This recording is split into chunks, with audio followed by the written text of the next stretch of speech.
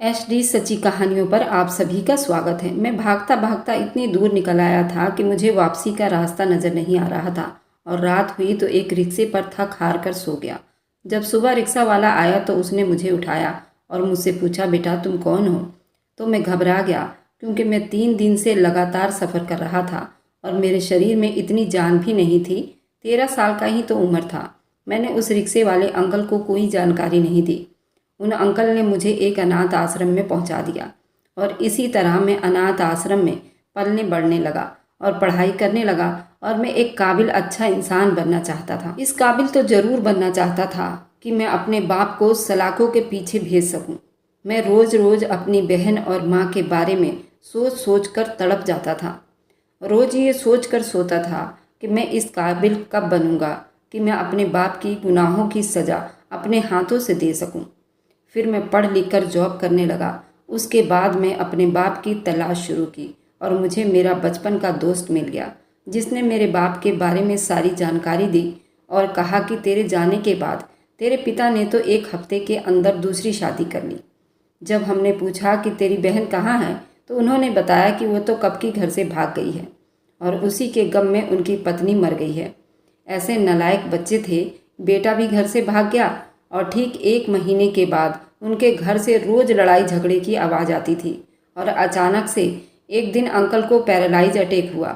उसके बाद तो अंकल का बुरा दिन शुरू हो गया। उनकी दूसरी पत्नी ने उनको बहुत बुरे हाल में रखा हुआ था। उनके घर रोजाना 2-3 आदमी आते जाते। अंकल को उन आदमी का आना पसंद नहीं था, लेकिन वह इतना लाचार थे कि वह तो बोल भी नहीं पाते थे। फिर उनकी पत्नी ने उन्हें घर से निकाल कर नज़दीकी रेलवे स्टेशन पर बिठा दिया जहाँ पर वह भीख मांगते थे और अब 2-3 सालों से वे अंकल वहाँ पर भी नज़र नहीं आ रहे। तभी मेरा दोस्त मुझे अपने घर ले गया, जो कि उसका घर मेरे घर के सामने ही था। मुझे अपने घर में जाने की हिम्मत नहीं हो रही थी। फिर भी मैंने अपनी पूरी हिम्मत जुटाकर उस घर में जाने की कोशिश की तो वहाँ पर बड़ी खूबसूरत 30-40 साल की एक अधेड़ औरत थी। उसने मुझसे कहा कि तुम्हें किससे मिलना है? मैंने कहा मुझे किसी से नहीं मिलना, बस इस घर में मेरा एक चीज़ है जो मैं उस चीज़ के बारे में आपसे पता करने आया हूँ। उसने मुझसे कहा, आखिर तुम कौन हो? फिर मैंने अपनी पूरी हकीकत बता दी। वह तो मेरी बातों को सुनकर एकदम दंग रह गई और कहने लगी, बेटा शायद तभी तुम्हारा बाप उस संदूक के आजू बाजू में ही मंडराता रहता था और उसे देखकर रोता रहता था। और एक दिन तो मैंने देखा था वह उस संदूक पर सर रखकर बहुत गिड़गिड़ा रहा था और कह रहा था कि मुझे माफ़ कर दो सुहाना, शायद मुझे अपने गुनाहों की सज़ा मिल रही है। पर मैंने उसकी बातों पर ज़्यादा ध्यान नहीं दिया क्योंकि वो मेरे किसी काम का नहीं था। अपाहिज पड़ा रहता था, दिन रात उस संदूक के पास रोता रहता था। उस संदूक को जब मैंने अपने गैरेज में भेजा तो उसमें इंसानों की हड्डियाँ निकली। तब मैं बहुत ज़्यादा डर गई थी और उसी समय तेरे बाप को भी मैंने घर से निकाल दिया क्योंकि मुझे फालतू के पुलिस केस में नहीं पड़ना था। उन हड्डियों का तो मैंने अंतिम संस्कार करवा दिया था क्योंकि मुझे उन भूत प्रेत के चक्कर में नहीं पड़ना था। हाँ, मैंने वह राख संभाल कर रखी है क्योंकि मैंने पंडित जी से पूछा था तो उन्होंने कहा कि इस राख को तुम जरूर संभाल कर रखो क्योंकि कोई ज़रूर पूछता हुआ तुम तक आएगा और आज शायद तुम आ गए हो। तो आज मैं तुम्हारी अमानत तुम्हारे हवाले कर देती हूँ। मैं उस औरत को ना ही अच्छा कह सकता था ना ही बुरा। मेरे हिसाब से मेरी सौतेली माँ ने मेरे पिता के साथ जो भी किया होगा बिल्कुल ठीक किया था। प्लीज़ दोस्तों, ये कहानी पूरा देखें और आप लोग मुझे कहानी के अंत में बताना क्या मैंने जो पिता के लिए सोचा वह गलत है या सही। उस राग को लेकर मैं अपने सीने से लगाकर रो रहा था क्योंकि मुझे अपनी बहन सुहाना की बहुत याद आ रही थी। किस तरह उसने मेरी बहन के साथ वह सब किया। चलिए मैं अपनी पूरी कहानी सुनाता हूँ। उठकर आ मेरे कमरे में, क्या तुझे सुनाई नहीं दे रहा? ये शब्द मेरे कानों में गूंज रहे थे जबकि मैं गहरी नींद में सो रहा था। मैं हड़बड़ा कर नींद से जाग चुका था, लेकिन जैसे ही मुझे पता चला कि पापा मुझे गुस्से से चिल्ला रहे हैं तो मैं आंखें बंद करके अपनी बहन से लिपट गया। फिर मुझे दीदी से लिपटा हुआ देखा तो पापा ने दीदी के कान में धीरे से कुछ बात कही। मैं तेरी टांगें तोड़ दूंगा, तुझे घसीट कर अपने कमरे में बंद करके रख दूंगा। दूर हो अपने भाई से और जल्दी से मेरे कमरे में आ। अगर थोड़ा सा भी वक्त लगाया ना तो मैं तेरा गला दबाकर मार दूंगा। मैं उनकी बात सुनकर हैरान हो चुका था। पूरा दिन तो पापा बहन से कोई बात नहीं करते थे, फिर रात को पापा बहन को क्यों बुला रहे थे? हर समय बिल्कुल चुप रहती।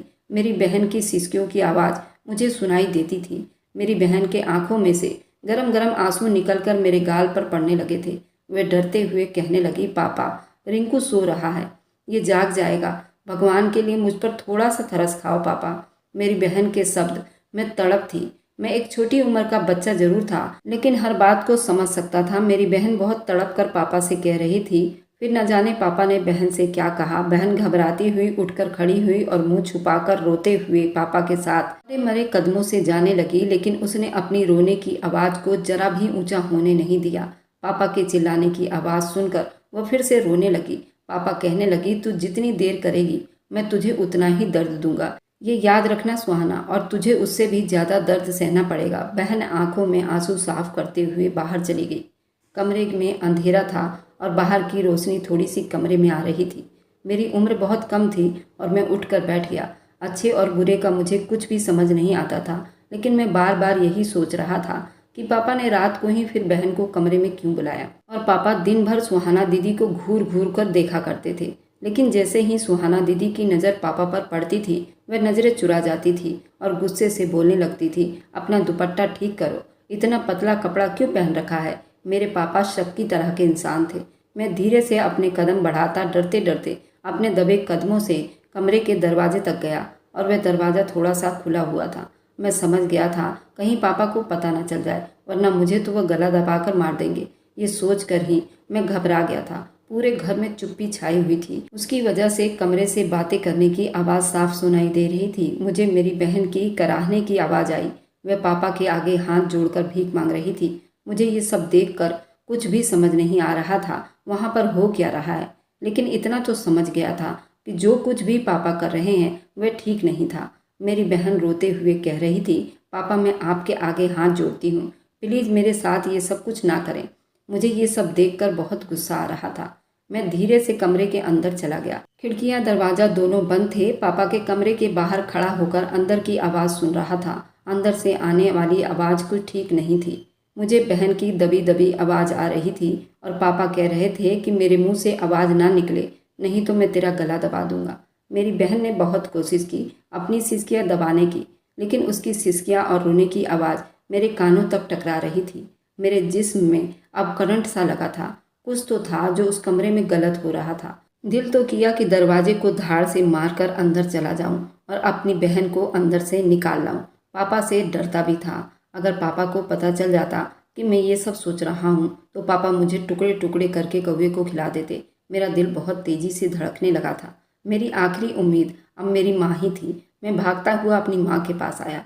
माँ बेड पर बिल्कुल बेहोश पड़ी थी। माँ से कहने लगा, माँ जल्दी से मेरे साथ आओ, पापा सुहाना दीदी के साथ उस कमरे में कुछ कर रहे हैं। मुझे कमरे से दीदी की चिल्लाने की आवाज़ आ रही है। तुम जाकर पापा को मना करो कि वह दीदी के साथ कुछ भी ना करें।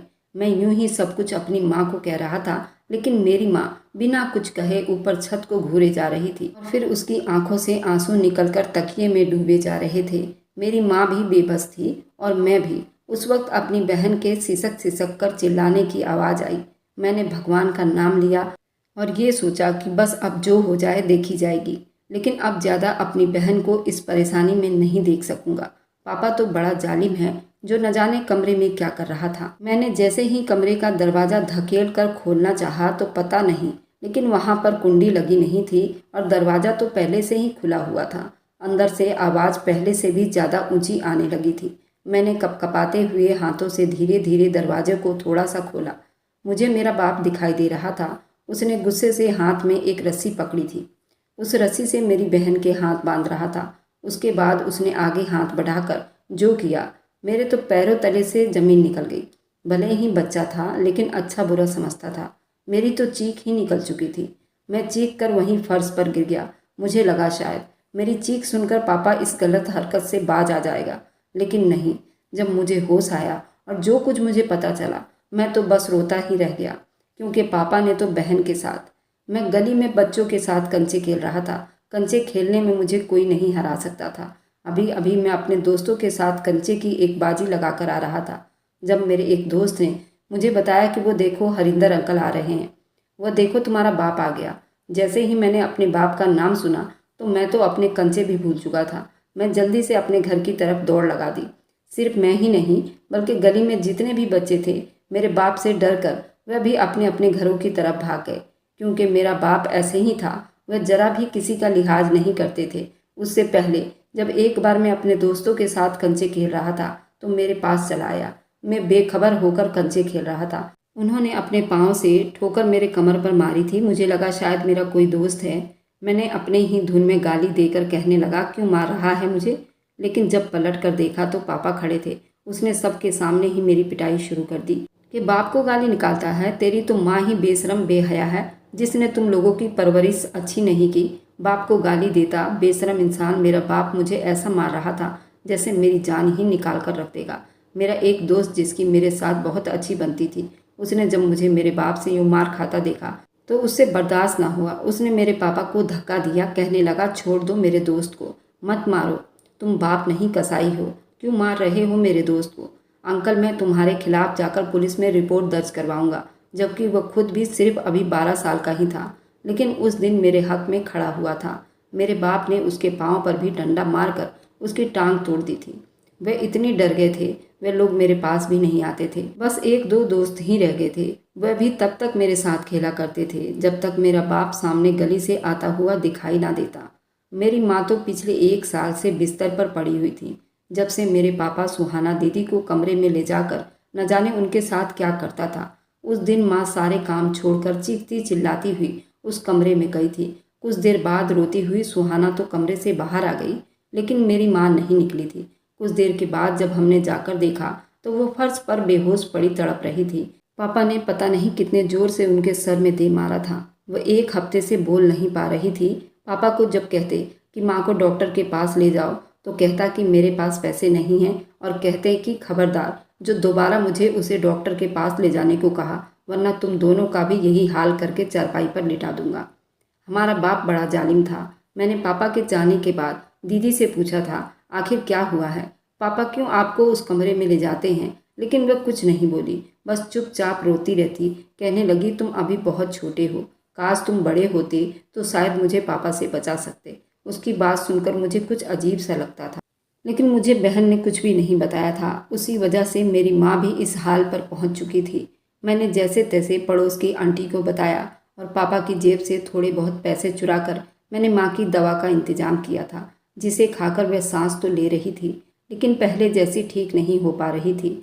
हर वक्त उनकी आंखों से आंसू बहते रहते और मेरी बहन भी एक तरफ को बैठी रोती रहती। जैसे ही पापा घर आते तो वे दोनों माँ बेटियां कांप कर रह जाती थी। मेरे पापा को शुरू से ही औलाद से कुछ खास मोहब्बत तो थी नहीं, ये तो मैं बचपन से देखते आया था। मेरे साथ उनका व्यवहार थोड़ा अच्छा था क्योंकि मैं बेटा था, लेकिन जब बात मेरी बहन की आ जाती तो वह उन्हें अपने बराबर कुछ समझते ही नहीं थे। मेरे दिल में अब सब पहले से भी ज़्यादा पनपने लगा था। समझ नहीं पा रहा था आखिर असल बात क्या है। मेरी बहन मम्मी के कान के पास धीरे धीरे आवाज़ में न जाने क्या कहती रहती। जब उसका दिल फटने वाला हो जाता तो मम्मी को झकझोर कर कहती कि माँ, हे भगवान, तुम उठ जाओ, ऐसा मत करो माँ, वो मेरे साथ कुछ गलत कर देगा। तुम जानती हो ना मैं कैसी हूँ, हमारे साथ बहुत बुरा हो रहा है। मैं आज तक अपनी बहन को पापा की बुराई करते हुए नहीं देखा था। हमेशा वह पापा के आगे सर झुकाकर रहा करती थी। पापा जो भी कहता चुपचाप वह मान लिया करती थी।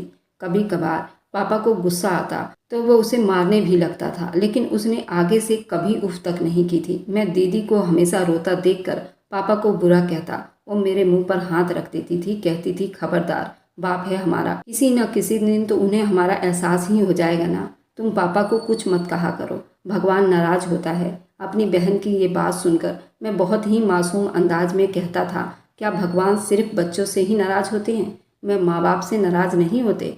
हमारे पापा को देखो, हमें वह कितना मारते हैं। आज तक उसने कभी भी प्यार से हमें अपने पास तक नहीं बिठाया, हमारे साथ बातें तक नहीं की, हमें कभी हमारे पसंद की मिठाई तक नहीं लाकर दी। खिलौने का कहो तो भी मारता है। क्या भगवान हमारे पापा जैसे लोगों से नाराज नहीं होते हैं? सिर्फ हम बच्चों से ही नाराज होते हैं। उस टाइम तो मैं मासूम था, इसलिए अपनी बहन को ये कह रहा था। मेरी बात में न जाने उस वक्त कितनी मासूमियत और दर्द छुपा हुआ था कि मेरी बहन फूट फूट कर रोने लगी।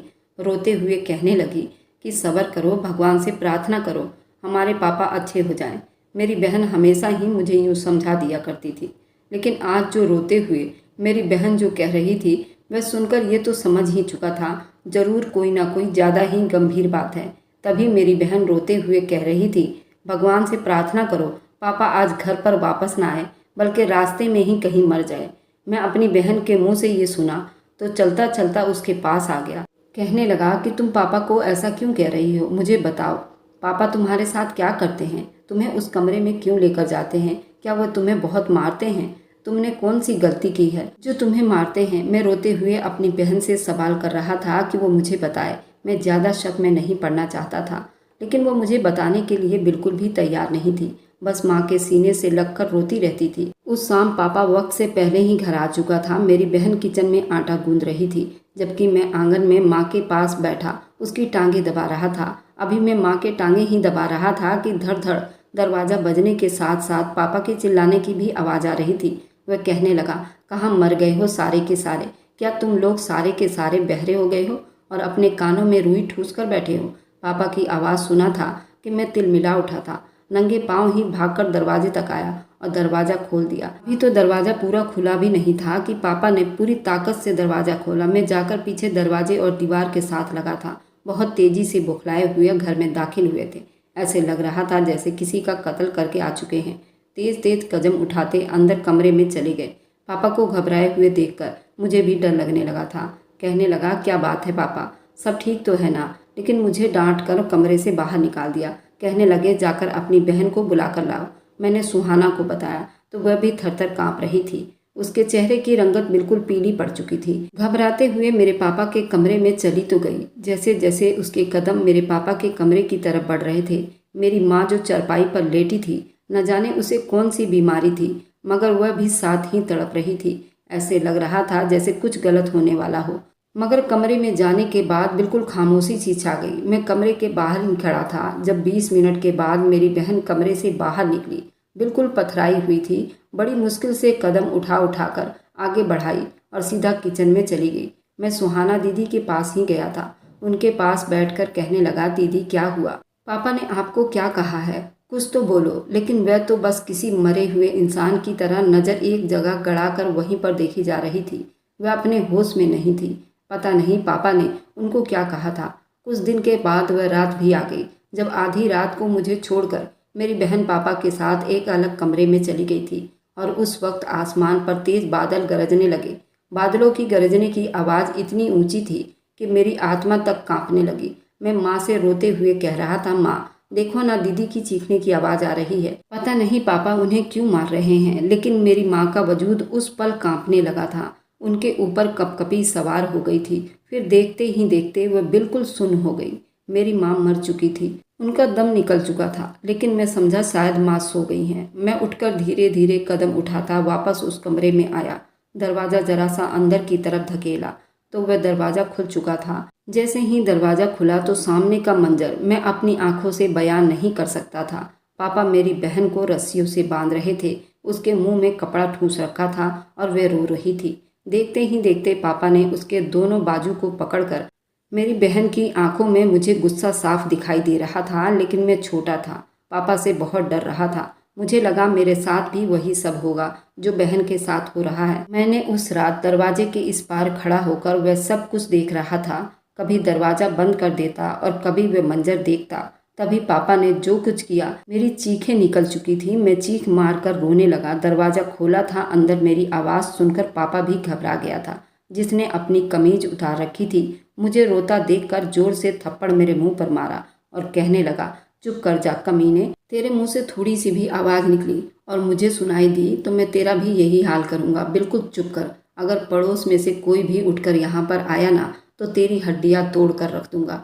तू बिल्कुल चुप वहीं कोने में खड़ा रहो, वरना तुझे भी इसी तरह रस्सियों से बांध दूंगा। मुझे उस वक्त मेरा बाप किसी जालिम से कम नहीं लग रहा था। मेरे पापा पर तो शैतान हावी हो चुका था। देखते ही देखते मेरे पापा ने मेरी बहन को मेरे सामने ही मारा और फिर वहीं पर पड़े हुए एक पुराने लकड़ी के संदूक को घसीट कर ले आए। उसमें मेरी माँ अपने और सुहाना दीदी के कपड़े रखा करती थी, लेकिन पापा ने वह सारा सामान निकाल कर बाहर फेंका और मेरी बहन को उसमें गिरा दिया।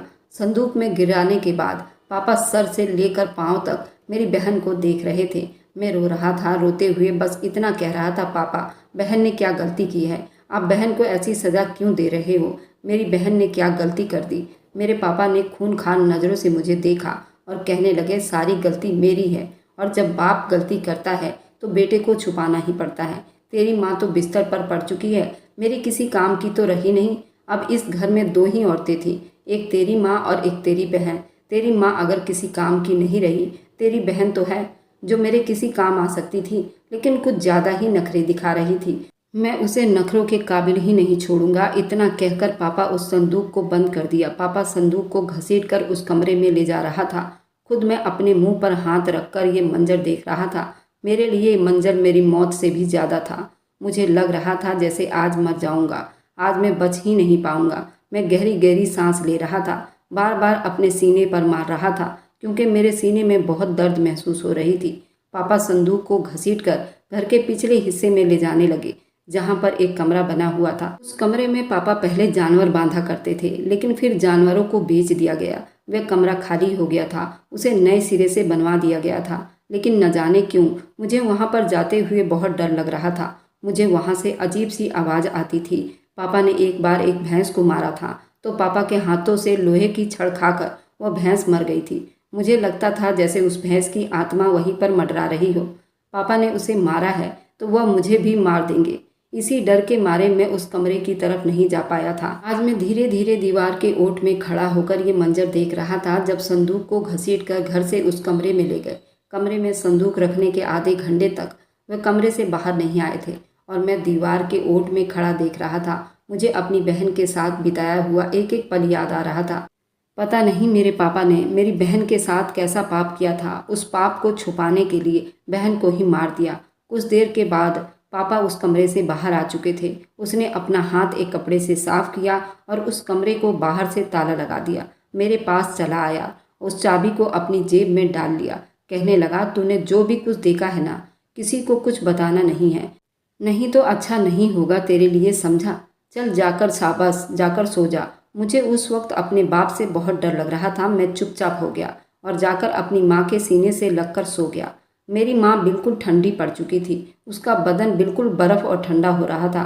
मेरी माँ मर चुकी थी। मैं सारी रात उससे लिपट कर सो रहा था, बार बार अपनी बहन की तरफ ध्यान दिए जा रहा था, क्योंकि संदूक में तो उसका दम घुट गया होगा, वह मर गई होगी। मुझे उसके पास जाना चाहिए। बड़ी मुश्किल से एक बार मैंने हिम्मत की और उठा। सोचा कि जाकर बहन को उस कमरे से निकाल दूं। माँ भी बिल्कुल ठंडी और मर चुकी थी।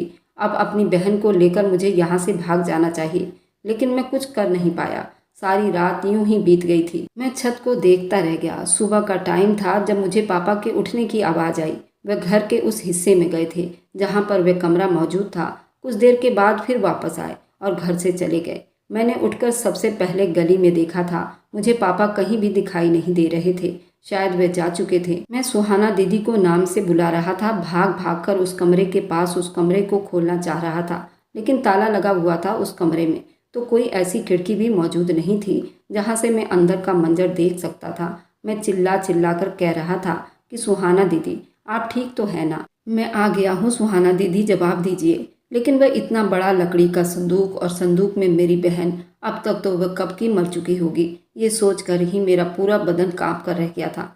अगले दिन तक मेरे पापा घर नहीं आए थे। मैं माँ को जगाता रहा। पहले वह आंखें खोल लेती थी, लेकिन जब मैं पड़ोस की औरत को बुलाकर लाया तो वह कहने लगी, बेटा तुम्हारी माँ मर चुकी है। पहले बहन फिर माँ। मैं सोचने लगा कि मेरे पापा बहुत बड़े कातिल है। उसने बहन को भी मार दिया, माँ भी मर गई, मुझे भी मार देगा, सब कुछ खत्म हो जाएगा। मैं मरना नहीं चाहता था, मुझे तो बड़ा आदमी बनना था। मेरी बहन कहती थी तुम डॉक्टर बनना। मोहल्ले के कुछ लोग मेरे पापा को कॉल करने लगे, लेकिन किसी का भी पापा ने कॉल नहीं उठाया था। मेरी नज़रों के सामने बार बार वह मंजर घूम रहा था जो कुछ रात को पापा ने बहन के साथ किया था, मगर इतनी हिम्मत नहीं थी मैं किसी को बता सकता।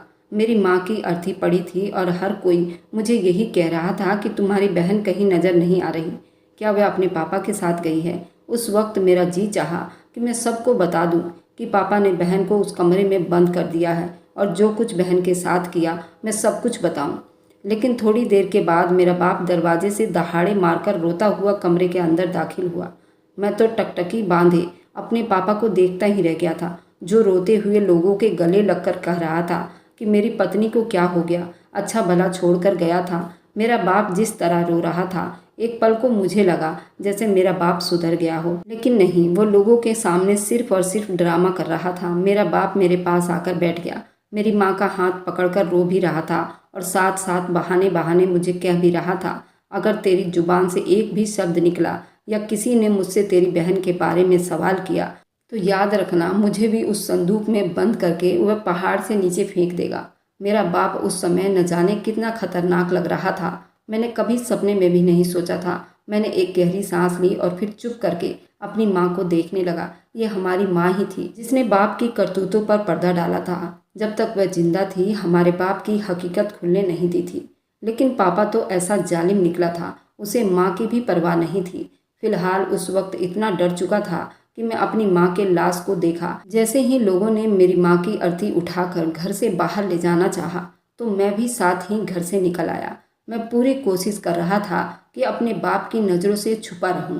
मेरा बाप तो माँ की अर्थी को थामे राम नाम सत्य की माला जाप कर रहा था। बार बार वही सब दिमाग में गूंज रही थी कि पापा मुझे भी मार देगा, जैसे माँ और मेरी बहन के साथ किया वह मुझे भी मार देगा। अब घर में मैं और मेरे पापा ही रह गए थे। मैं तो इसी डर से मर जाऊंगा और पता नहीं कितनी परेशानी और सहनी पड़ेगी। जैसे ही मेरे दिमाग में ये सोच आई मैं अपनी माँ की अर्थी छोड़कर वहीं से भाग निकला। एक तरफ लोगों की भीड़ थी और आगे कुछ दूर जाकर रेलवे स्टेशन था। मैं वहीं पर एक चलती हुई ट्रेन में जाकर बैठ गया। मुझे नहीं पता था वह ट्रेन कहाँ जा रही है। फिलहाल के लिए मैं इस गांव से और इस जगह से दूर भागना चाहता था, सो मैं बिना सोचे समझे उस ट्रेन में जाकर बैठ गया। अगर आपको आज की कहानी पसंद आई है तो वीडियो को ज़रूर लाइक कीजिएगा और अपने दोस्तों के साथ शेयर भी कीजिएगा। और हाँ, अगर आपने अभी तक हमारे चैनल को सब्सक्राइब नहीं किया है तो ज़रूर सब्सक्राइब कर लीजिए। मिलते हैं हम अपनी कल की एक नई दिलचस्प कहानी के साथ। मुझ पर सदा अपना प्यार और स्नेह बनाए रखें। सभी को मेरा प्यार भरा नमस्कार दोस्तों।